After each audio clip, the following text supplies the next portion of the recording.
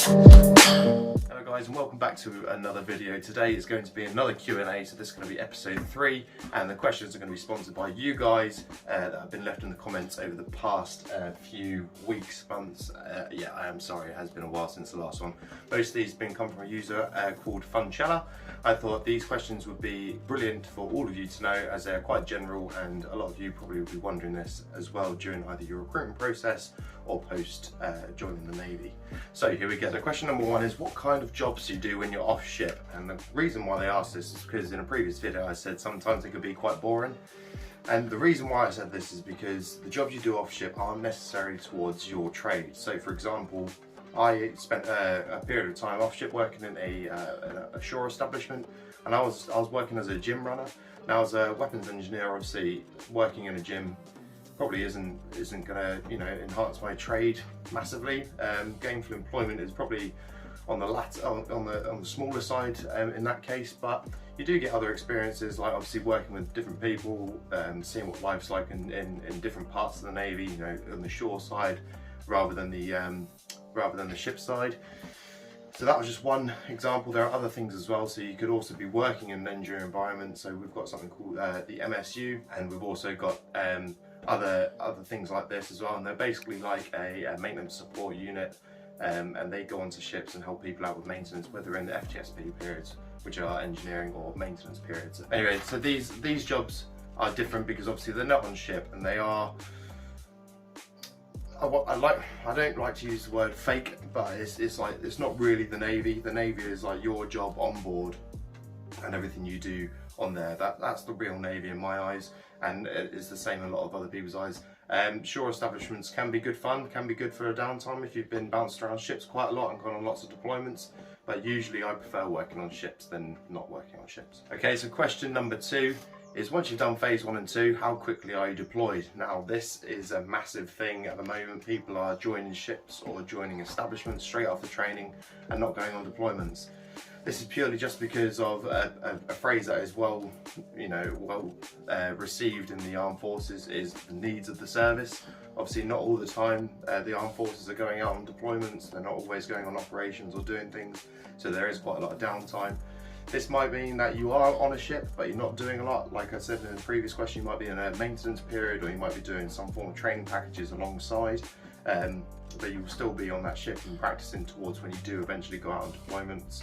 Or you'll be in a shore establishment, like I said, either working in one of their employable areas. That might be a gym, might that be an engineering squadron, FSU, MSU, all that sort of stuff. So this sort of ties in with question number 3, which is, on average, how much do you get deployed in a year? So within the last year I haven't been deployed. It's massively different for everyone. If you're on an operational vessel, then you may get deployed, depending on what sort of tasking. You might get deployed at a moment's notice. You might have a set period where your ship goes away.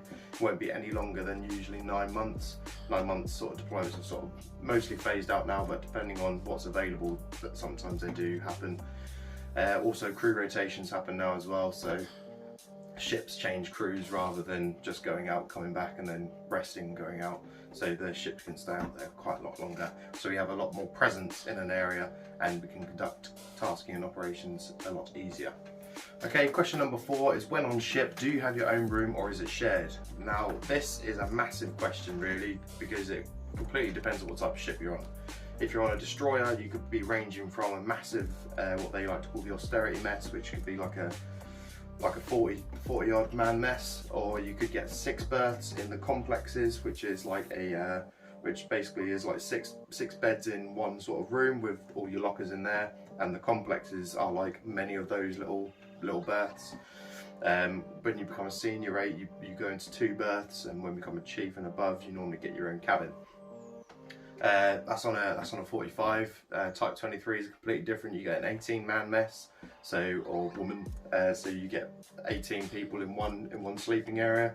You've got a 42-man mess, or a 38, whatever they like to call it, and you get a 26-man mess as well. So again, these are the amount of people that you can find in one area. That's in the junior rate side. And when you become a senior rate, you normally find yourselves in 2 berth cabins.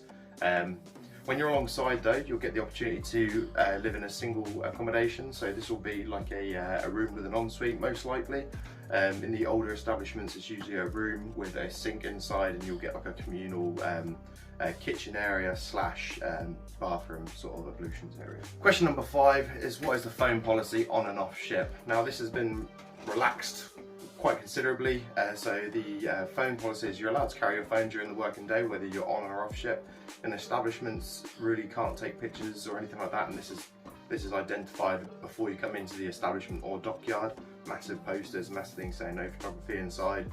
And it's the same within ships really, no sort of photography in sensitive areas, but they'll be detailed on board. Yeah, people use their phones if they get signal whilst they're away. Obviously, depending on what sort of security plan you're on, that will be decided on when you go away, and you'll get a pipe over saying basically, are you allowed your phones, yes or no?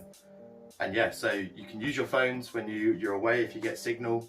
You can use your phones if you are away and on shore, as long as you get Wi-Fi, obviously. And yeah, it's quite relaxed. You can use your phones. Obviously, it's a massive way now, especially with group chats and stuff like that. It's a massive way of getting in contact with people, not only at home but at work as well, for probably vital information if needs be. So phones are quite relaxed, and yeah, you can use your phone quite comfortably at work. Okay, so the last question is, what uniform do you get in phase 1 training, and what should you bring? So again, what you should bring in your joining instructions, you should get a kit list. And that should be everything ranging from like underwear to an iron, towel, all that sort of stuff.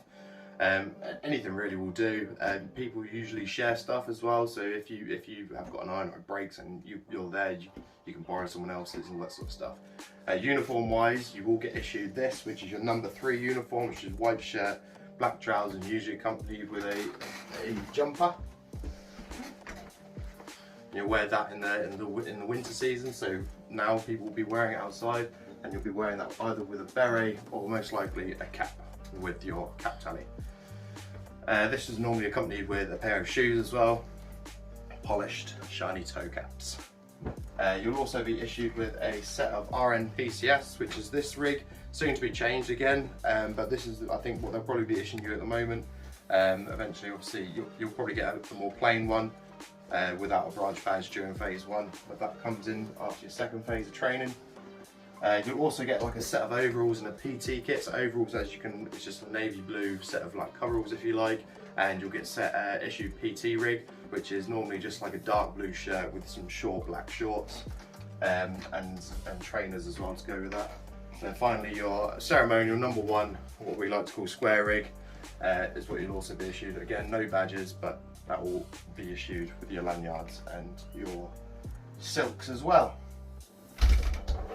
Again, so everything that you'll be issued, you'll normally get staggered through. You won't get everything normally right at the start. Sometimes it'll be staggered through when you issue. Depends if it's changed, they might have changed it, but you'll get all that during phase 1. It'll be your responsibility to maintain your kit as you'll get told throughout your career. That'll be either sewing it up or going and getting it changed at slops or stores, whatever you'd like to call it. But you'll also get issued some DMS boots, which will go with your RN PCS rig, which are basically just normal steel toe cap boots or reinforced toe cap boots. You'll get a pair of high leg combat boots, and this will go towards your NTP rig, which is your multi-terrain pattern, which is like your green stuff. You don't really wear that a lot unless you're doing some form of exercises, like leadership exercise or anything which requires you to be on the field. Like I said, a pair of shoes, and you'll get trainers as well issued to you for your IMF sessions during phase 1 and PT that you'll be doing in phase 2 as well. This rig sort of gets sort of phased out after phase 2 training, but if a course does require you to have it, normally they issue it to you, which is like leadership course and stuff like that. With regards to what else you should bring, like I said, it will all be in the joining instructions, and it will be stuff like shoe polish, iron. They say bring like a spray bottle for your iron as well, but normally if your iron's got a spray on it, that's fine. It could be anything from like a clothes brush or like a lint roller. They're quite useful to have. Spare toothbrushes, not only for just your mouth, obviously if yours is going a bit dead now, but for your shoes and all that sort of stuff, for your your sort of quality detail and all that sort of stuff. But yeah, it'll all be detailed on this little kitmaster sheet that you'll have, and hopefully you won't need anything else. But if you do have any other questions about any of that sort of stuff, or things that maybe you're thinking about bringing, or you're not sure whether you can, just drop a question in the comments section below and I'll let you know. So that sort of sums up all the questions I have for today. If you do have any other questions, please drop them in the comments box below. I'll either answer them like I have been on YouTube, and hopefully that will provide you with your answer. If not, then I'll make another video if I feel that everything that I've spoken about needs to be covered and needs to be given to everyone else as well. So thanks again for watching, guys. Sorry for the period of time that I haven't been making videos. I've been quite busy with my career at the moment. So yeah, thank you very much for watching and commenting, and just keep the community going. We're loving it at the moment. Thank you very much. Have a nice weekend. See